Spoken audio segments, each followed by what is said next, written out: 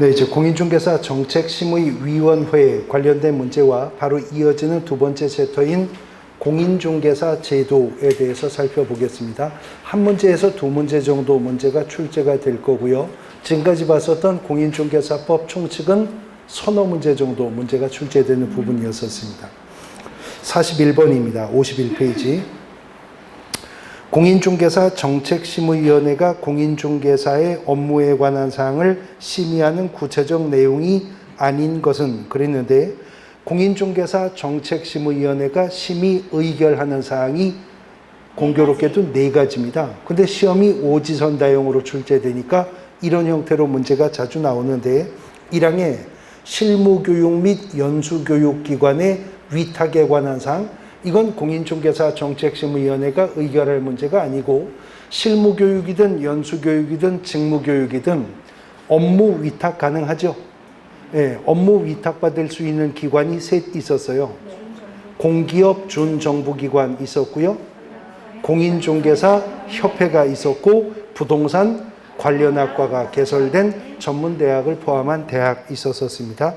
나머지 4가지요. 2항 공인중개사 시험 등 공인중개사 자격 취득에 관한 사항, 그 다음에 부동산 중개업의 육성에 관한 사항, 중개보수 변경에 관한 사항, 손해배상 책임 보장에 관한 사항, 나머지 4가지가 공인중개사 정책심의위원회 심의 의결 사항인데, 그 중에 첫 번째인 공인중개사 시험 등 공인중개사 자격 취득에 관한 사항은요, 공인중개사 정책심의위원회가 의결한 때 시도지사는 이에 따라야 한다라는 규정이 있습니다. 왜냐하면 공인중개사 시험 시행기관이 바로 시도지사가 되는 것이기 때문에 그렇습니다.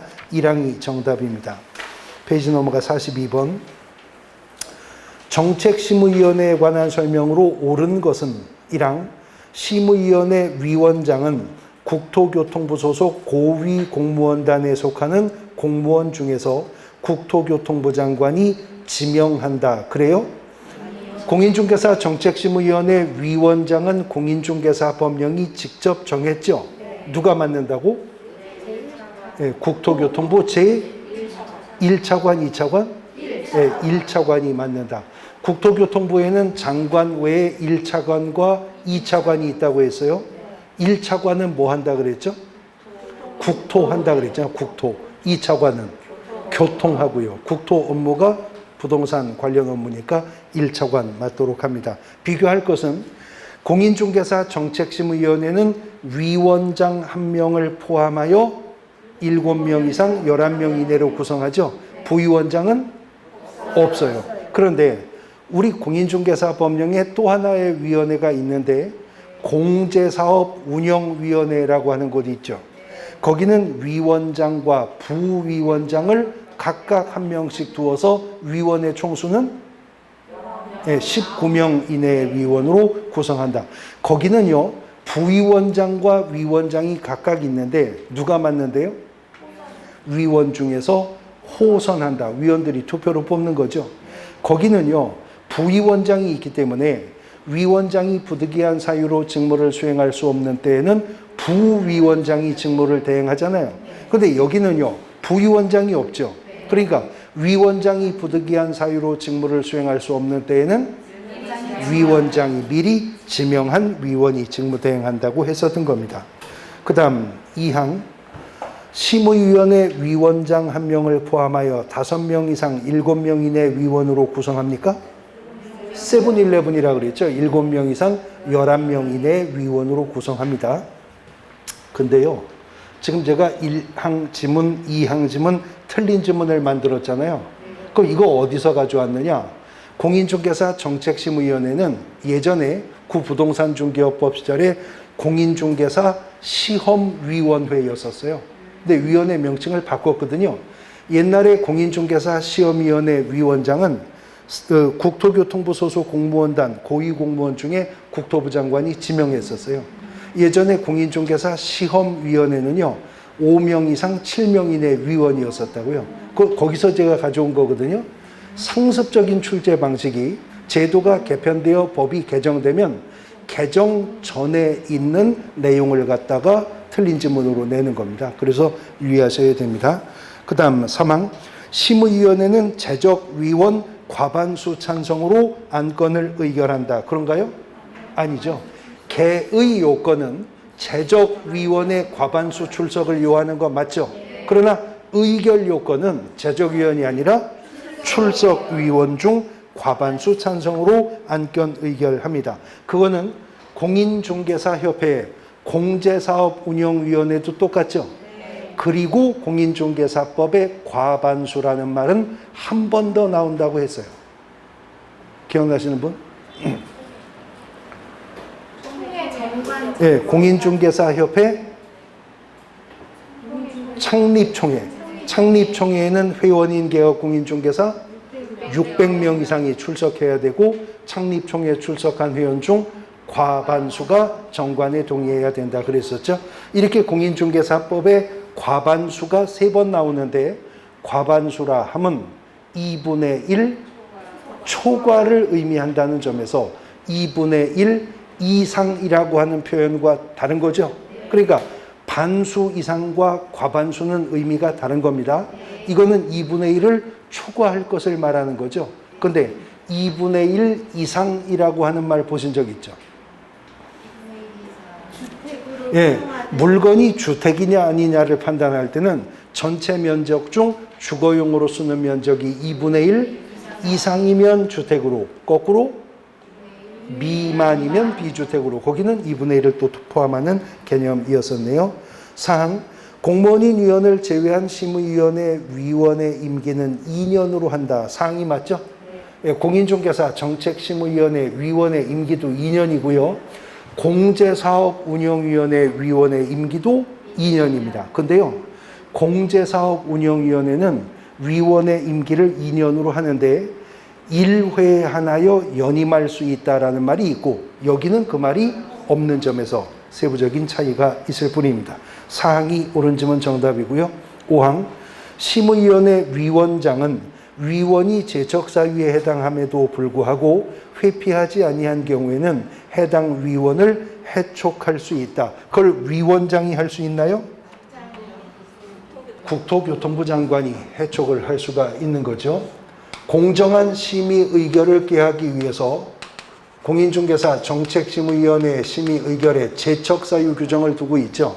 그런데요, 명칭의 행위 주체를 유의하셔야 되는데 제척사유에 해당하는 위원이라면 위원 스스로 그 안건 심의에서 빠져야죠. 이걸 뭐라 그래요? 예, 회피한다고 합니다. 회피한다고 합니다. 그 다음에 제척사유에 해당하는 위원임에도 스스로 회피하지 않는다면 이해관계가 있는 안건 당사자가 그 위원 내가 이해관계에 있는 안건 심의에서 빼달라고 요구할 수 있죠. 그걸 뭐 한다 그래요? 예, 기피 신청을 한다라고 합니다.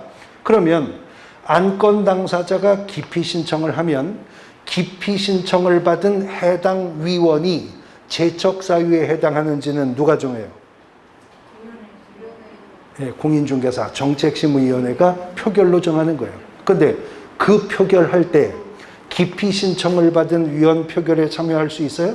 없죠. 빠진 나머지 위원들이 표결로 결정할 겁니다. 그런데 제척사유에 해당하는 위원임에도 스스로 회피하지 않으면 끄집어낼 수 있잖아요. 그걸 해촉한다라고 하는데 공인중개사 정책심의위원회 위원을 누가 임명 위촉했었죠?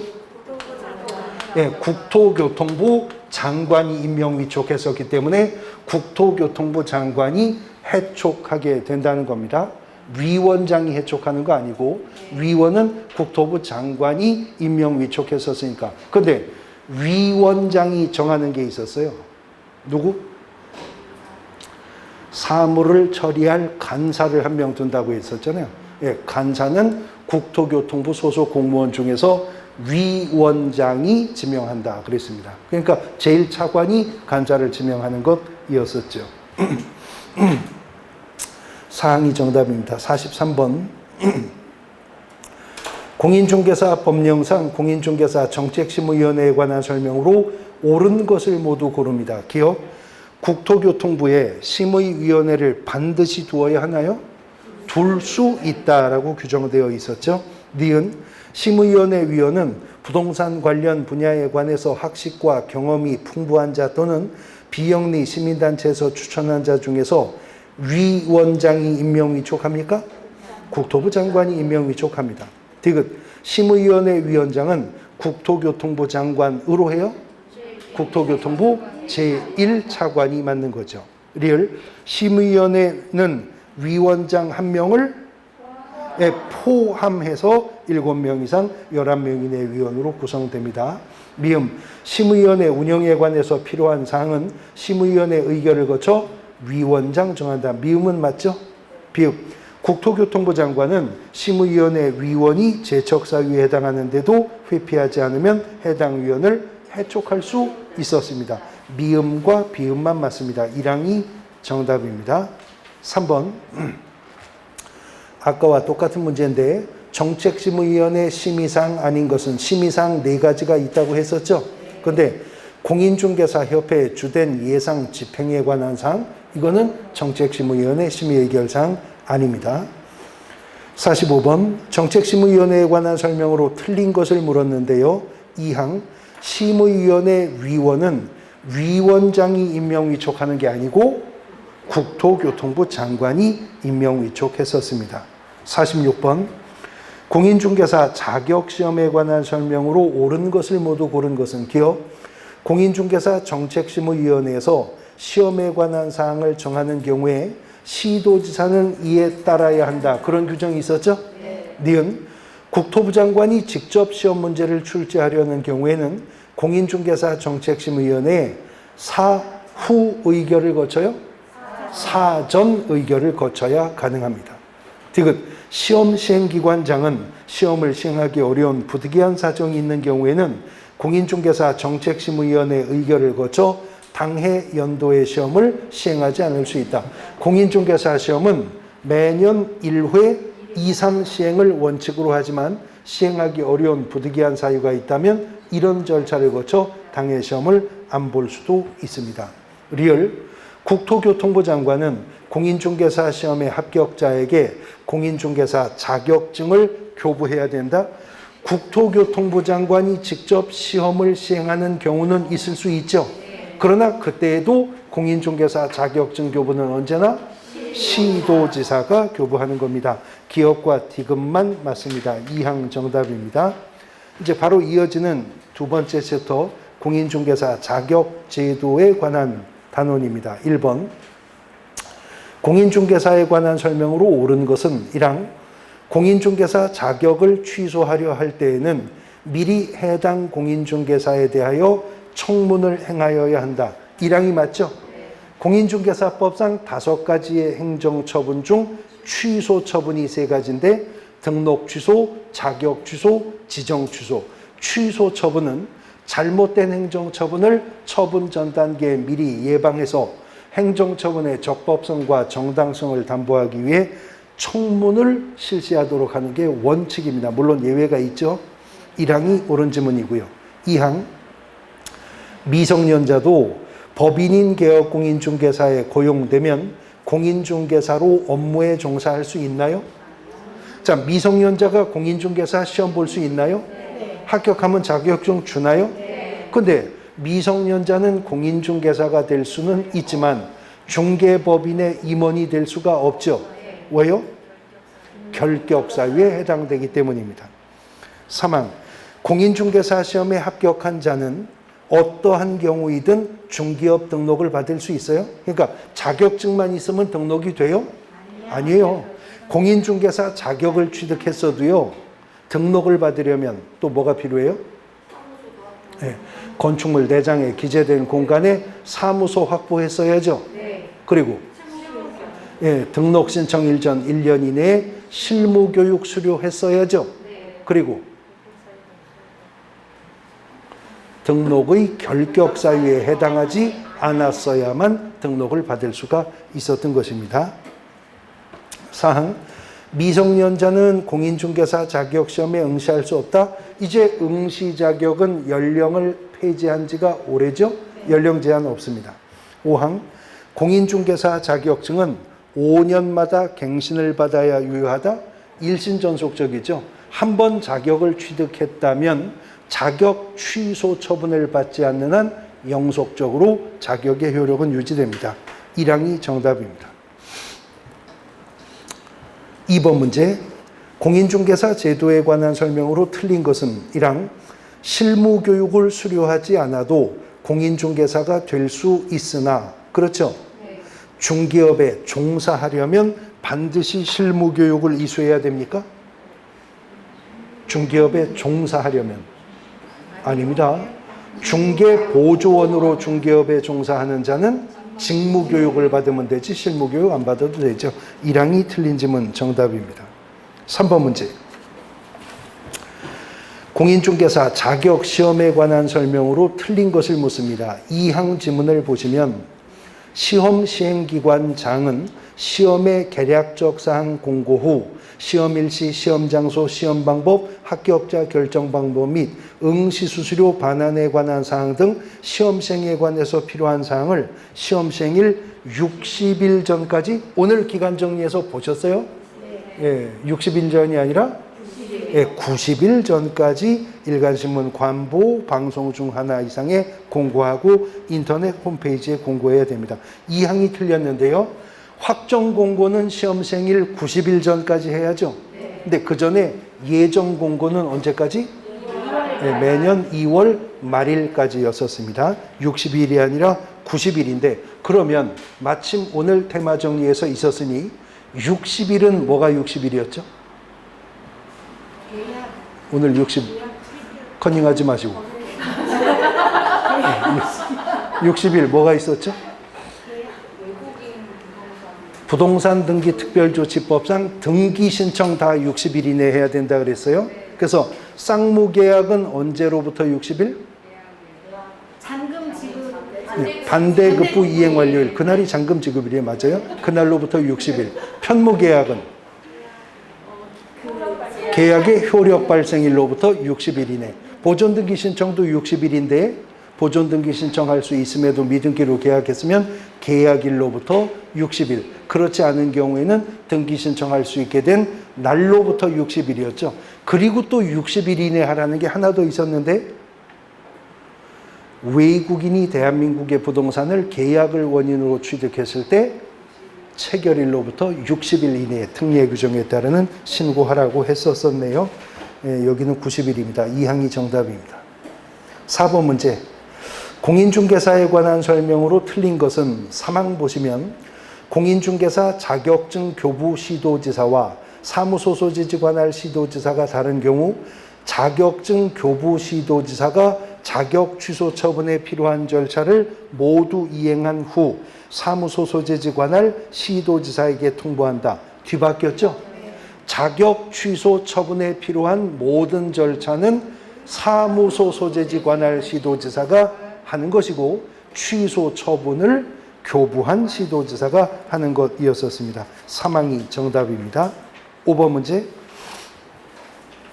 자격증이나 등록증의 교부에 관한 설명으로 틀린 것인데 3항 지문 보시면 자격증 및 등록증을 잃어버리거나 못 쓰게 된 경우에는 시도지사에게 재교부를 신청한다 그랬는데 자격증 재교부 신청은 시도지사에게 하는 거 맞죠? 그러나 등록증 재교부 신청은 등록관청에 재교부 신청한다고 했습니다. 3항이 정답입니다. 6번 문제.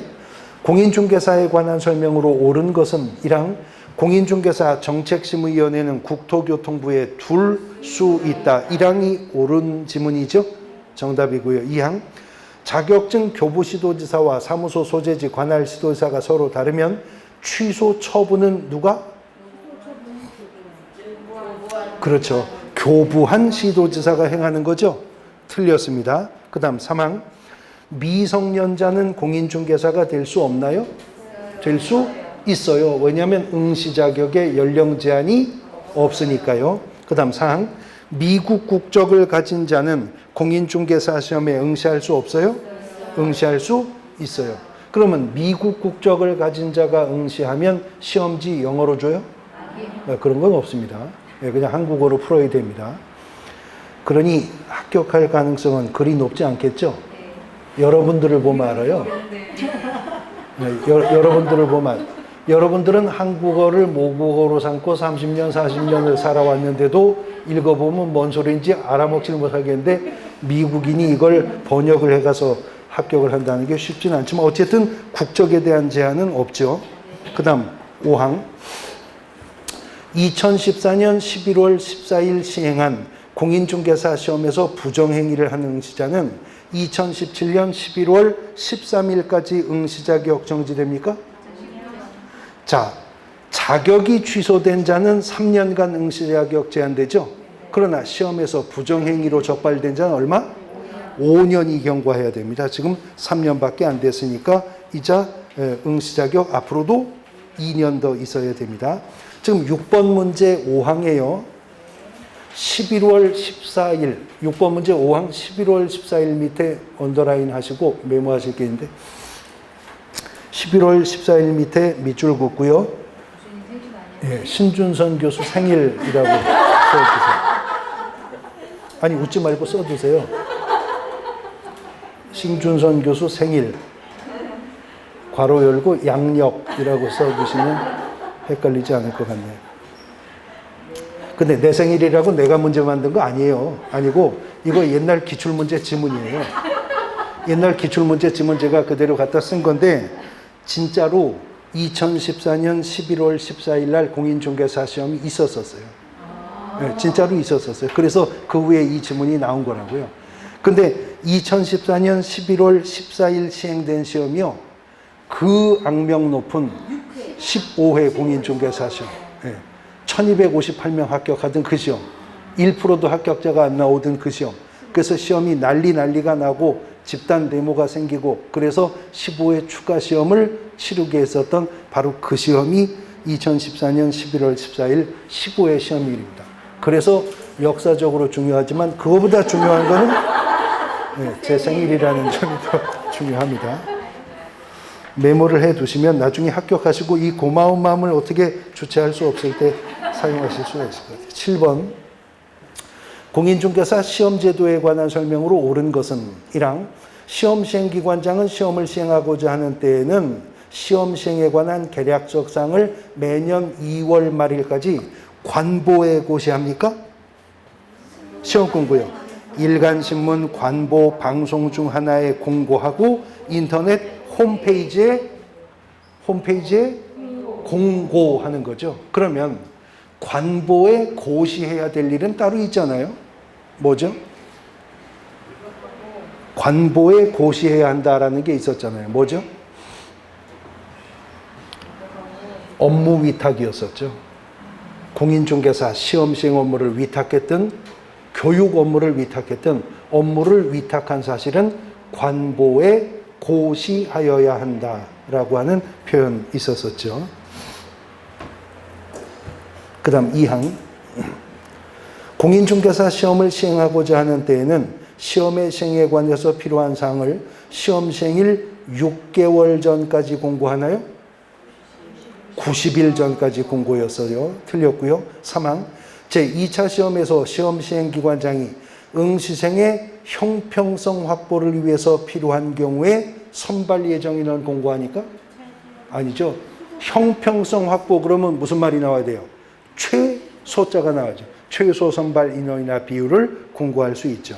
4항 시험 시행기관장은 공인중개사의 수급상 필요하다고 인정하면 최소 선발 인원이나 비율을 공고합니까? 그때는 선발 예정 인원을 공고하는 거죠. 지금 제가 3항과 4항은 문장 뒤에를 서로 뒤바꾸어서 각각 틀린 지문을 만든 거예요. 공인중개사 시험의 수급상 필요에 의해서 공인중개사 수급상 필요에 의해서 선발 예정 인원 공고할 수 있고 응시생의 형평성 확보를 위해서 필요할 때는 최소 선발 인원이나 비율을 공고할 수 있었습니다. 5항 시도지사는 합격자 결정 공고일로부터 1개월 이내에 시험 합격자에 관한 사항을 공인중개사 자격증 교부대장에 기재한 후 합격자에게 자격증을 교부해야 한다. 5항이 맞죠? 근데 우리 공인중개사법상 1개월 이내에 주겠다는 게 또 하나가 있다고 그랬어요? 포상금 지급 결정일로부터 1개월 이내 지급입니다. 오늘 시간과 일에 관한 기간 정리했으니까 다음 주 월 나오겠죠? 1월부터 시작할 건데 거기서 다음 주에 또 보게 되겠네요. 8번. 공인중개사 자격과 관련된 판례의 태도로 틀린 것은 사망지문 보시면 지금 이런 문제는요. 실제 시험에서 이렇게 한 장짜리 문제가 나오진 않아요. 근데 제가 판례 문제는요. 판례를 실제 출제위원이 어떻게 축약할지 모르니까 판례의 내용들을 눈에 익히시라고 가급적 판례 원문을 그대로 문제로 지금 집어넣어서 훈련용으로 문제가 이렇게 긴 겁니다. 사망을 보시면 공인중개사가 무자격자로 하여금 그 공인중개사 명의로 개설 등록을 마친 중개사무소에 경영에 관여하거나 자금을 투자하고 그로 인한 이익을 분배받도록 하는 경우에는 공인중개사 자신이 그 중개사무소에서 공인중개사 업무인 부동산 거래 중개행위를 수행하고 무자격자로 하여금 공인중개사 업무를 수행하도록 하지 않았다 하여도 이는 등록증 자격증 대여를 한 것이라고 할 수 있다. 지금 무자격자가요. 공인중개사에게 자금을 투자했죠. 경영에 관여했죠. 근데 중개 업무는 수행한 적 없잖아요. 그러면 등록증 자격증 양도되어야 한 거 아닙니다. 공인중개사가 반드시 자기 자본으로만 개설 등록할 수 있는 건 아니기 때문에 그렇습니다. 사망이 정답입니다. 9번 문제. 인천광역시장으로부터 공인중개사 자격증을 교부받은 갑이요 서울시 송파구로 이사하여 거주하던 중에 경기도 성남시 분당구에서 개설 등록하여 중개업을 영위하고 있어요. 다음 중 공인중개사 자격증 교부 및 재교부 기반 중개업 등록관청 자격 취소기관을 연결한 것으로 옳은 것은 자, 공인중개사 자격증은 누가 줬죠? 인천광역시장이 줬으니까 재교부 신청도 인천광역시장한테 해야죠. 그런데 사는 건 송파구에 사는데 어디 사느냐는 공인중개사법과 아무 관계가 없죠. 사무소를 분당구에 두었다니까 등록관청은 분당구청장이 될 겁니다. 1항이 정답이죠. 10번 문제. 공인중개사 제도에 관한 설명으로 틀린 것은 5항을 보시면 공인중개사 정책심의위원회는 위원장 1명을 포함하여 7명 이상 11명 이내의 위원으로 구성된다. 출제위원이 자주 또 표현 뒤바꾸어 틀린 지문 만드는 게 and냐 or냐 하는 문제입니다. 포함이냐 제외냐 하는 것인데 한국어로는요. 포함과 제외로 구분되기도 하지만 또 어떻게? and냐 or냐의 문제가 우리 조문 속에서는 포함과 제외로 구분하기도 하고 또 및하고 또는 이라는 표현으로 구분하기도 하는 것입니다. 이거 자주 시험 문제 지문에 나오는데 공인중개사 정책심의위원회는 세븐일레븐 7명 이상 11명 이내 위원으로 구성되죠. 그것은 위원장 1명을 포함하여 그런 겁니다. 포함하여. 그 다음에요. 법인이 법인인 개업 공인중개사가 되려면 임사원 중 3분의 1 이상이 공인중개사이어야 하죠. 대표자인 공인중개사 포함 제외? 네, 거기는 제외하고 3분의 1 이상이 공인중개사이어야 한다는 겁니다. 그 다음 공인중개사법은 법인과 개인 중에는 공인중개사만 등록 신청할 수 있대죠. 공인중개사법은 법인과 개인 중에서는 오직 공인중개사만이 등록 신청할 수 있대죠. 근데 공인중개사법 10조 2항에 따르면 등록 신청할 수 있는 공인중개사 뒤에 괄호가 있어요. 괄호 안에 소속 공인중개사 포함 제외? 예, 제외라고 되어 있죠. 왜 소속 공인중개사 제외하죠? 예, 이중 소속이 금지되는 것이기 때문에 그렇죠. 그 다음에 개업 공인중개사가 되려면 건축물 대장에 기재된 공간으로 사무소를 확보해야죠. 거기서 말하는 건축물 대장이란 건축법상 가설 건축물 대장 포함 제외. 제외합니다. 가설 건축물 대장을 갖추어서는 등록받을 수가 없는 것이었었죠. 거기는 또 제외였었습니다. 주택임대차보호법상 임차인이 계약의 갱신을 요구해도 임대인이 거부할 수 있는 사유 중에 임대인이 실거주를 목적으로 하는 경우에 거부할 수 있죠. 그 임대인의 존속이나 비속을 포함 제외? 네, 포함해서 그렇다는 겁니다. 상가건물 임대차보호법상 임차인은 임대인에게 10년을 초과하지 않는 범위 내에서 계약의 갱신을 요구할 수 있죠. 그 10년은요, 최초의 임대차 계약 기간을 포함해서 그렇고요. 이 포함 제외, 지문에서 자주 뒤바뀌어요. 근데 포함 제외를 다른 표현으로 또 어떤 표현을 쓴다고?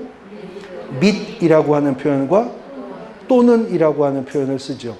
전속중개계약서에 개업공인중개사 서명 또는 날인이라고 되어 있어요. 근데 중개완성시 작성한 거래계약서나 중개대상물 확인설명서에는 개업공인중개사가 서명 및 날인을 하도록 되어 있죠. 근데 부동산 거래계약 신고서에는 신고 의무자가 서명 또는 날인하도록 되어 있죠. 이런 지문들 자주 지문 속에서 뒤바뀌어 출제가 되는 부분들입니다. 나중에 또 그것도 묶어서 테마 정리해 볼 겁니다. 11번. 공인중개사 제도에 관한 설명으로 틀린 것을 물었는데요. 사항. 공인중개사 정책심의위원회 위원장은 국토부 소속 고위공무원단에 속하는 공무원 중에서 국토부 장관이 지명하나요? 아니었죠. 누구였죠? 국토교통부 제1차관이 맡게 됩니다. 12번. 공인중개사 시험 제도에 관한 설명으로 틀린 것을 물었습니다. 3항. 개업공인중개사 등의 결격 사유는 응시 자격 제한과 관계없으므로 결격 사유에 해당하는 자는 예외 없이 모두 공인중개사 시험에 응시할 수 있다. 지금 3항이 틀렸거든요. 왜냐하면 딱 하나의 예외가 있기 때문에 그래요. 뭐죠? 등록의 결격 사유에 해당하는 자 중에 이 자는 공인중개사 시험도 못 보는 자가 하나 있어요. 누구죠? 자, 미성년자 결격 사유에 해당하잖아요. 그래서 공인중개사 시험 못 봐요? 봐요. 피성년 후견인, 피한정 후견인, 공인중개사 시험 볼 수 있어요. 금고 이상형의 수형자, 공인중개사 시험 볼 수 있죠. 그런데요, 자격이 취소된 후 3년이 경과하지 아니한 자는 등록의 결격 사유에도 해당할 뿐만 아니라 응시 자격 제한 규정에도 속합니다. 그러니까 결격 사유자 중 자격 취소 후 3년이 경과하지 아니한 자가 있기 때문에 예외 없이라고 말할 수가 없는 거죠. 3항이 정답이 되는 겁니다. 13번. 공인중개사 자격제도와 중개업 등록제도에 관한 설명으로 틀린 것은 5항을 보시면 시험에 있어서 부정행위를 한 자는 처분일로부터 5년간 응시 자격이 정지되며 그래요? 네, 그래요. 그 기간 동안은 중개보조원으로 종사할 수도 없나요? 아닙니다. 자격이 취소되고 나서 3년이 경과하지 아니한 자는 응시의 자격도 제한되고 결격에도 속하지만 부정행위로 적발되어 시험 무효 처분을 받고 5년이 경과하지 않은 자는 응시의 결격에만 속하지 등록의 결격에는 처음부터 해당한 적이 없었던 자입니다. 5항이 정답입니다. 14번. 공인중개사에 관한 설명으로 옳은 것은 1항. 미성년자도 공인중개사 자격시험에 응시할 수 있다. 1항이 옳죠? 2항. 공인중개사인 개업공인중개사와 공인중개사 자격증 소지자는 같은 뜻이에요? 아니요. 공인중개사인 개업공인중개사라고 말을 하려면 자격을 취득한 후 등록까지 했어야 이렇게 말할 수 있습니다. 3항. 개업공인중개사는 그의 중개행위에 관한 업무를 보조하게 하기 위하여 1인 이상의 중개보조원을 두어야 합니까? 예, 고용인은 둘 수 있는 거지 두어야 할 의무는 없죠. 4항. 공인중개사는 등록관청의 등록 처분 없이도 자유롭게 중개업할 수 있어요? 공인중개사라도 등록 안 하고 중개업하면 무등록 중개업 환자가 되는 거죠. 등록해야 됩니다. 5항 공인중개사 자격시험에 합격한 자가 파산 선고를 받은 경우에도 중개업을 하는데 지장이 없나요? 파산 선고를 받았으면 결격사유에 해당되죠. 절대적 등록 취소 사유에 속하기 때문에 중개업에 종사를 못합니다. 1항이 정답입니다. 15번 공인중개사 시험의 응시에 관한 설명으로 옳은 것은 1항 공인중개사 시험의 응시자는 원칙적으로 국토교통부 장관이 결정 공고하는 수수료를 납부하여야 한다. 원칙을 말한다면 공인중개사 시험은 시도지사가 시행하는 거죠. 그러니까 시도조례가 정하는 수수료를 내는 게 원칙이죠. 단 공인중개사 시험은 시험의 수준의 균형 유지를 위해서 필요하다면 국토부 장관이 직접 시험을 시행할 수 있었죠. 그때 예외적으로 국토부 장관이 결정 공고하는 수수료 납부하는 겁니다. 그 다음 2항 시험을 공인중개사협회 또는 대통령령으로 정하는 기관에 위탁한 경우 해당 업무를 위탁받은 자가 국토부 장관의 승인을 얻어 결정 공고하는 수수료 납부하나요? 위탁을 한 자의 승인을 얻어 결정 공고하는 수수료 납부하는 거죠. 그 다음 3항 응시원서 접수 마감일 다음 날부터 7일 이내에 접수를 취소하면 50% 환불이에요? 아까 보셨어요? 60% 환불이죠. 그리고 그 기간을 경과한 다음 날로부터 시험 시행일 10일 전까지 취소했을 때는 50%를 환불하는 것이었었고요. 4항 시험 부정행위자는 그 시험을 무효로 하고 그 무효 처분일로부터 5년간 시험의 응시 자격을 정지한다. 이 경우 시험 시행기관장은 지체 없이 이를 다른 시험 시행기관장에게 통보해야 된다. 이는 공인중개사법 10조의 결격에도 해당합니까? 자격이 취소되고 나서 3년만 결격에도 해당하고 응시 자격 제한에도 해당하죠. 이거는 등록의 결격 사유에는 해당하지 않습니다. 5항 시도지사는 합격자에게 시험 합격자 결정 공고일로부터 1개월 이내에 합격자에 관한 사항을 자격증 교부대장에 기재한 후 해당 시험 합격자에게 자격증 교부한다. 5항이 옳은 지문 정답입니다. 마지막 16번 공인중개사에 관한 설명으로 옳은 것은 1항 공인중개사 자격시험 응시자격 1차 시험일이 속한 연도에 20세 이상인 대한민국 국민이어야 한다. 미성년자여도 되고 외국인이어도 됩니다. 2항 공인중개사 자격시험의 응시자가 등록의 결격 사유에 하나라도 해당되면 자격시험에 응시할 수 없다? 그렇진 않았죠. 그러나 자격 취소 후 3년이 경과하지 아니한 자, 여기에 해당하는 결격자라면 그 자는 응시할 수 없죠.